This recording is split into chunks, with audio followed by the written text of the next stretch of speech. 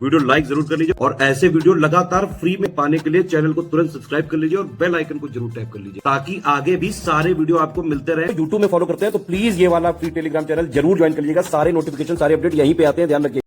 ये आपका 2017 में जो पीएफओ का हुआ था एग्ज़ाम, उसे पूछा गया था। ठीक है, अब मैं जो चीज़ें बताने की कोशिश कर रहा हूँ कि आपने मान लीजिए कोई भी सोर्स पढ़ा हुआ है, ठीक है, आपने क्वेश्चन देखा, आप उसे अप्रोच कैसे करेंगे। देखिए, पढ़ना एक चीज़ होती है, क्वेश्चन को वहाँ पे लगा के आना एक अलग चीज़ होती है। ठीक है, तो ये क्वेश्चन आपका 2017 का, ठीक है। वैसे मैंने 3-4 क्वेश्चन ले रखे हैं अलग अलग एग्जामों के, ठीक है, तो उससे आपको आइडिया लगेगा मैं क्या बताने की कोशिश कर रहा हूँ। ठीक है, हिंदी वाले भी उतना कोई डिफरेंट मत होइएगा, सेम बात है, मैटर सेम ही है। इसको आप हिंदी में देख लीजिएगा सेम क्वेश्चन को, जो मैं समझाने की कोशिश कर रहा हूँ वो इंपॉर्टेंट बात है, हिंदी इंग्लिश से कुछ नहीं होने वाला। ठीक है, देखिए क्वेश्चन क्या लिखा हुआ है, which of the following is not a feature of non cooperation movement. ठीक है, नॉन कॉपरेशन मूवमेंट आपका असहयोग आंदोलन हुआ। ठीक है, कौन सा इनमें से नहीं है। ठीक है, ये आपका 2017 में आया था ईओ वाले एग्जाम में। अब इसमें चारों ऑप्शन को पढ़ते हैं, ठीक है, समझते हैं कि हम ऑप्शन तक पहुंचेंगे कैसे। ठीक है, और बहुत बेसिक अंडरस्टैंडिंग चाहिए, कोई बहुत ऐसा नहीं है कि बहुत ज़्यादा डेप्थ में पढ़ा होना चाहिए तो ही लगा पाओगे आप। ठीक है, अब पहले कुछ कुछ बातें दिमाग में होनी चाहिए। नॉन कॉपरेशन जैसे दिमाग में आया, ठीक है, अब मैंने बताया था कैसे क्रोनोलॉजी में पढ़ा जाता है, कैसे कनेक्ट करके पढ़ते हैं। नॉन कॉपरेशन आया तो पहली बात क्या आनी चाहिए, 1920 आना चाहिए सबसे पहली बात। ठीक है, महात्मा गांधी आने चाहिए, 2 बातें दिमाग में आई। उसके बाद आना चाहिए कि पहला मास मूवमेंट था। ठीक है, मास मूवमेंट मतलब बहुत सारे लोगों के साथ शुरू किया गया मूवमेंट। ये 2-3 बातें पहले पहले आ जानी चाहिए। आपको पहला शब्द यहाँ पे क्या मिल रहा है, इकोनॉमिक बॉयकॉट। ठीक है, इकोनॉमिक बॉयकॉट को समझ लीजिएगा आर्थिक रूप से आपने हाथ पीछे कर लिए।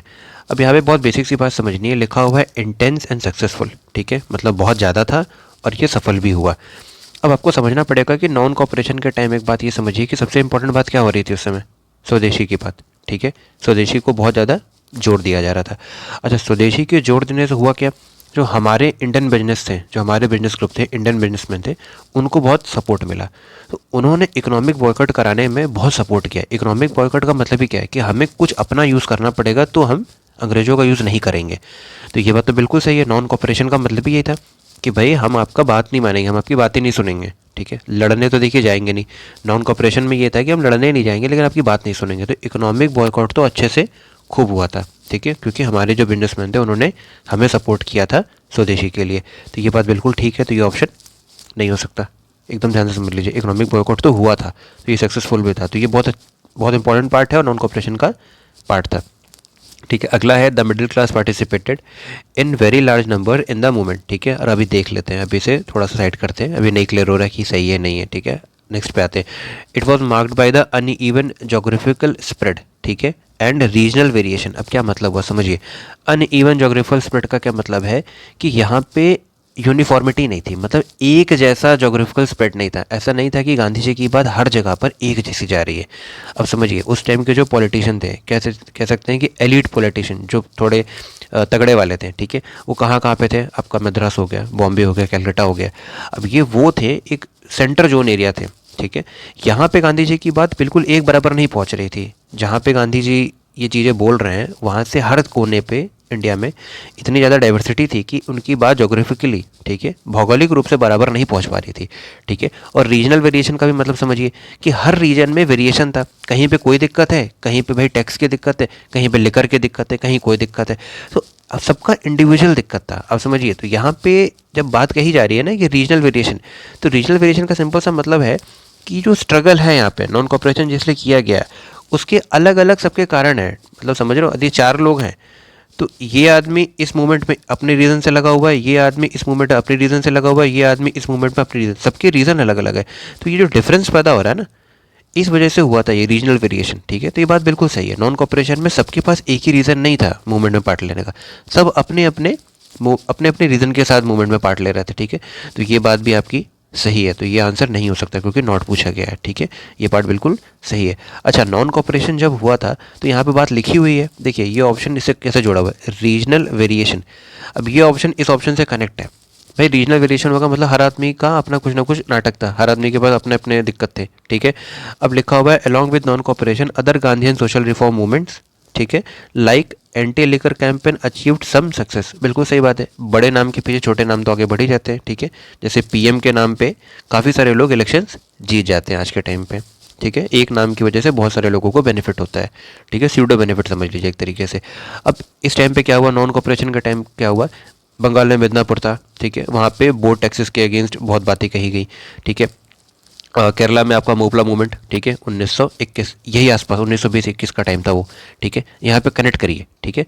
आपका गुंटूर था आंध्र प्रदेश का, वहाँ पे नो टैक्स मूवमेंट किया गया, ठीक है ना। यूपी में आपका किसान सभा, तो आप समझ रहे हो एक एक मूवमेंट है नॉन कॉपरेशन, नॉन कॉपरेशन एक मूवमेंट है, इससे कितनी सारी ब्रांचेस निकल रही हैं, ठीक है। नो टैक्स मूवमेंट निकला, यूनियन बोर्ड टैक्सेस निकला, किसान सभा निकला, तो एंटी लेकर निकला, ठीक है। यहाँ पे एक ऑप्शन दिया रखा, मैंने आपको 2-3 बता दिए, तो ये बात भी बिल्कुल ठीक है। एक बड़े मूवमेंट से छोटे मोटे रीजनल मूवमेंट्स तो होते ही होते हैं, तो ये बात भी यहाँ पे एकदम सही बैठ रही है।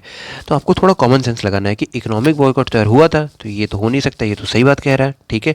जोग्राफिकल स्प्रेड बिल्कुल अलग अलग था, गांधी जी की बात बराबर नहीं पहुंच रही थी, रीजनल वेरिएशन था, और रीजनल वेरिएशन का ही असर था कि छोटे मोटे और भी मूवमेंट हुए थे, एंटी लिकर हो गया, ठीक है, आपका मोपला हो गया, किसान सभा हो गई यूपी की, नो टैक्स मूवमेंट हो गया, तो ये हो नहीं सकता, ये हो नहीं सकता, सी हो नहीं सकता। तो हम बी पे आते हैं कि ये क्यों नहीं है, ठीक है, ये ऑप्शन क्यों नहीं है। The middle class participated in the very large, पहली बात तो वेरी लार्ज, ठीक है, इसको देख के थोड़ा सा चमक जाइए कि मतलब कभी इतना ज़्यादा एम्फेसिस नहीं करती है, यदि एम्फेसिस हो रहा है यूपीएससी की तरफ से तो पक्का कुछ यहाँ पे झोल होगा, ठीक है। Very large number in the movement, ठीक है। अब देखिए जो मिडिल क्लास था उसने पार्ट तो लिया था, यदि यहाँ पे ये लिखा है कि पार्ट ही नहीं लिया था तो गलत हो जाएगा, ठीक है, नहीं पार्ट तो लिया था, लेकिन शुरुआत में पार्ट लिया था, ठीक है। ये थोड़े स्मार्ट लोग थे, ये क्या थे, मिडिल क्लास ऐसा था कि स्टार्ट तो करता था, बट इसको पता था कि इसकी सारी ज़रूरतें गांधी जी की बातों से नहीं पूरी होंगी, ठीक है। यहाँ पे ये अंग्रेज़ों को भी थोड़ा थोड़ा ये इनको रहता था कि ये भी हमको सुधारने के लिए आए हैं, ये हमको इंग्लिश दे रहे हैं, ये हमको इंडस्ट्रीज़ दे रहे हैं, ये हमको बिजनेस दे रहे हैं। तो मिडिल क्लास को बहुत लगता था कि हमारे अपलिफ्टमेंट के लिए आए हैं, बट ऐसा कुछ होने वाला नहीं था, ठीक है। उनको सिर्फ अपने टैक्स से मतलब था, वो सिर्फ हमें यहाँ पे रप्चर करने आए थे और कुछ करने नहीं आए थे।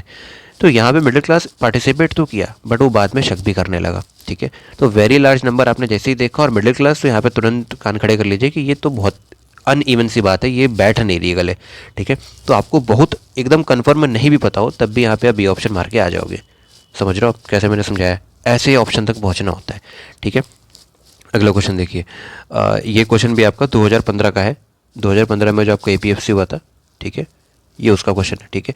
अब ये देखिए अलग टाइप का सवाल है ना, यहाँ पे कैसे अप्रोच लेना है, यहाँ पे कुछ कुछ बातें समझिए। लिखा हुआ है खिलाफत कमेटी, ठीक है, accepted Mahatma Gandhi suggestion for a non violent non cooperation protest against the government in its meeting. अब यहाँ पे आपको कुछ बातें समझनी पड़ेंगी कि ये सवाल, पहली बात तो एक स्टैटिक सवाल है, आपको आंसर मालूम है तो आप पकड़ लोगे, नहीं मालूम है तो बहुत ज़्यादा गेस का यहाँ पे कोई काम नहीं है, ठीक है। इसलिए मैं बोल रहा था कि यहाँ पे क्रोनोलॉजी क्यों मैटर करती है, ईयर जोड़ के क्यों पढ़ना होता है। अब खिलाफत आया तो खिलाफत से पहली बात तो ये समझ में आनी चाहिए कि क्या था कि भाई ब्रिटिश गवर्नमेंट को थोड़ा सा दिमाग में उनके जोड़ डालो कि जो टर्की में खलीफा है उसको उसकी पोजीशन दे दो, ये मेन मुद्दा था, समझ रहे हो आप, ये मेन मुद्दा था। अब यहाँ पे इसकी तो बात हो ही नहीं रही है ना, ईयर की बात हो रही है, सीधा पूछा जा रहा है कि मीटिंग हुई कहाँ पे थी, ठीक है। अब यहाँ पे आप बहुत ज़्यादा गैस वर्क लगाओगे तो आपका यहाँ पे नेगेटिव लगने के ऑप्शन बहुत ज़्यादा है, ठीक है। आपको थोड़ा सा यहाँ पे ध्यान रखना पड़ेगा कि इस क्वेश्चन को देख के कि या तो आप इसको छोड़ोगे, पहला ऑप्शन ये है कि आप इसे लीव कर दो, ठीक है, यदि आपको नहीं पता है, और मालूम है तो ही इसे मारो, ठीक है। इसका आंसर इलाहाबाद है, ठीक है। थोड़ा सा यदि ये ज़्यादा सोच सकते हैं, बहुत ध्यान से सोच सकते हैं, तो 2020 के आसपास का टाइम है, ठीक है। अब समझिए, अब यहाँ पे इसके बाद ही क्या हुआ था, 2020 नॉन कॉपरेशन, नागपुर सेशन, ठीक है, इतना दिमाग लगा पा रहे हैं तो नागपुर सेशन। अब नागपुर तो ऑलरेडी अवेलेबल है, नागपुर है तो नागपुर के साथ साथ सोच सकते हैं बॉम्बे नहीं होगा, मतलब वो एकदम बॉम्बे नागपुर महाराष्ट्र की एरिया में दो चीज़ें हो रही हैं, बहुत अनलाइकली है कि ये पॉसिबल है। नागपुर में आपका सिविल, आपका नॉन कॉपरेशन शुरू हुआ था, ठीक है। तो ये दोनों ऑप्शन यहाँ से लग रहे हैं, कानपुर आपका बहुत इधर आ गया, इस साइड आ गया, ठीक है। तो थोड़ा सा यदि इतना मार सकते हैं, ठीक है। देखिए यहाँ पे है, मतलब यहाँ पे यदि बहुत डाइसी चलेंगे तो ही मारिए, है ना, मतलब मैं जो बता रहा हूँ ये काफ़ी एक्सपीरियंस के साथ बोल रहा हूँ, है ना, तभी इलाहाबाद सही हो सकता है यदि आपको एकदम नहीं आता और तभी आप मारना चाहते हैं, ठीक है। बट मैं आपको बोलूँगा कि यदि आपको पढ़ा हुआ नहीं है ये तो इसको अवॉइड करिए, ठीक है। अब इस तरह के क्वेश्चन यदि आपके अंदर पहले से आपकी बेसिक पे नहीं है, आपको बेसिक पढ़ के नहीं क्लियर हो रहा है, तो इसे आप लीव कर दो, ज़्यादा बेहतर है। फालतू का इसमें घुसोगे, नेगेटिव लगा लोगे अपनी, ठीक है। तो इसे छोड़ देना है यदि नहीं याद आ रहा है तो, और आता है तो डायरेक्ट मार दीजिए, ठीक है। जिस तरह से मैंने लॉजिक बिठाया इस तरह से बिठा सकते हैं आप नागपुर को जोड़ जाड़ के, तो ठीक है, नहीं तो कोई दिक्कत नहीं, ठीक है। अगला क्वेश्चन देखिए, ये क्वेश्चन आपका यूपीएससी सिविल सर्विसेज का है, ठीक है। एक सेकेंड, ये क्वेश्चन आपका यूपीएससी सिविल सर्विसेज का है, आपका यूपीएससी सीएससी 2021, ठीक है। अब देखिए ये क्वेश्चन बहुत बेसिक अंडरस्टैंडिंग से हो सकता है, बहुत थोड़ा सा भी दिमाग लगाएंगे तो हो जाएगा।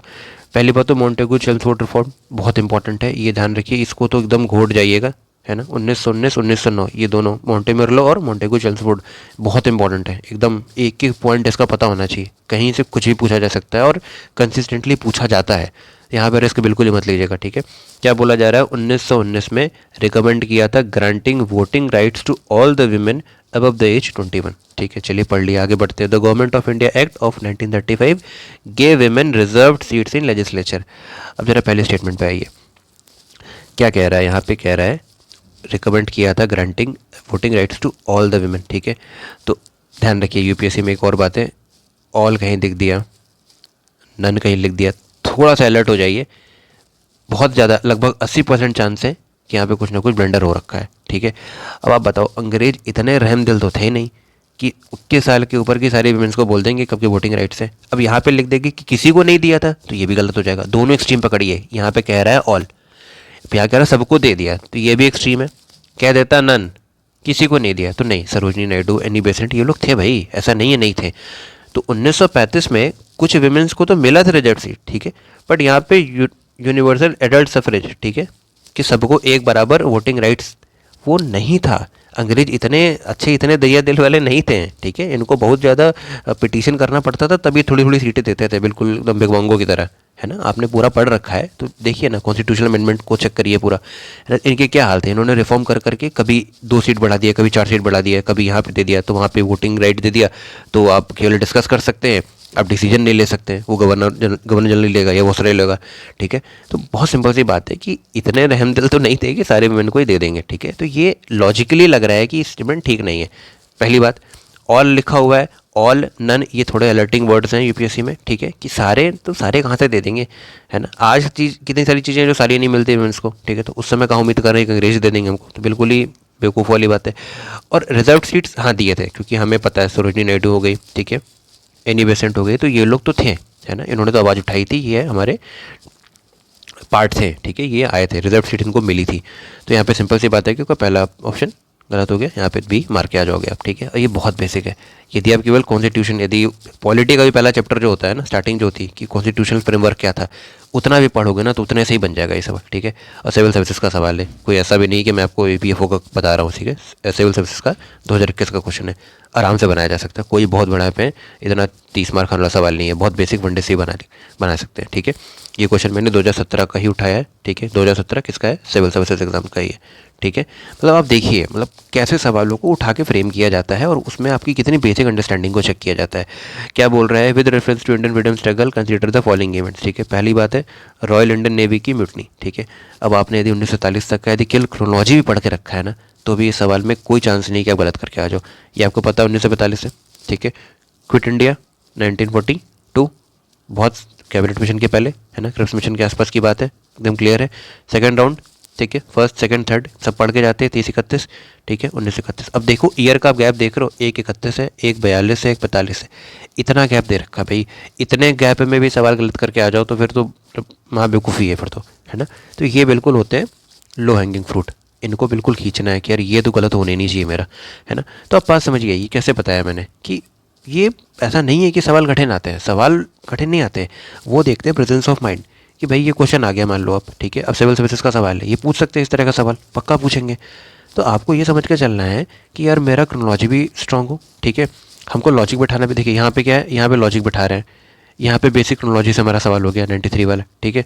उसके ऊपर हम आए, अब ये क्या है, फैक्ट बेस्ड क्वेश्चन है, इसको क्या बोलेंगे, फैक्ट बेस्ड क्वेश्चन, ठीक है। आता है, नहीं आता, नहीं आता है, और इतना दिमाग यदि चला सकते हैं नागपुर वागपुर लगा के बॉम्बे नागपुर नहीं होगा और ऐसा करके, तो मार लीजिए, ठीक है। बट फिर भी यदि आपके ऑलरेडी अच्छे अटेम्प्ट हो रखे हैं तो इसको अवॉइड करिए, ठीक है। बहुत कोई यदि प्रैक्टिस कर रखा है तो ही मारिए, नहीं तो मैं अवॉइड करूँगा कि मुझे नहीं आता है तो मैं तो लगा के नहीं आऊँगा, ठीक है ना। मैं सेफ़र खेलूँगा, सेफ़र खेल के भी मेरे 144 सिविल्स में आ रखे हैं, ठीक है, सेफ़र खेल के ही आए हैं, बहुत स्मार्टली ऑप्शंस लगा के ही 144 आए हैं। तो आते हैं लोगों के, यदि ध्यान से करेंगे तो बिल्कुल आएंगे, ठीक है। और पहला क्वेश्चन भी क्या था, थोड़ा सा लॉजिकली चलिए तो इसको भी बनाया जा सकता है। तो इस तरीके से मैंने जो 4 क्वेश्चन लिए, ये 4 अलग अलग टेम्परामेंट के सवाल है, इनको ध्यान से पढ़िए, ठीक है, इनको देखिए कि क्या क्या बताया मैंने, इसको फिर से अटेम्प्ट करने की कोशिश करिए और इसी तरीके से पढ़िए सवाल हमें बताते हैं कि हमें अप्रोच कैसे लेनी है, ठीक है, फैक्चुअल सवाल को कैसे देखना है, ठीक है, कहीं लॉजिक लग रहा है तो कैसे, कहीं नन है, कहीं ऑल है, क्यों है, अंग्रेज के इतने रहमदिल थे, कहाँ कहाँ पे अंग्रेज़ों का लगता है कि यार ये चीज़ तो हो ही नहीं सकती, ठीक है। तो इस तरीके से अप्रोच लेंगे तो आपको चीज़ें समझ में आएगी, ठीक है। तो उम्मीद है आपको थोड़ा आइडिया लगा होगा जो भी मैंने बताया है, तो इसको प्रैक्टिस करिए, इसी तरीके से अपनी पढ़ाई को अलाइन करिए, तो आपको बहुत बेनिफिट होगा, ठीक है। Thank you so much.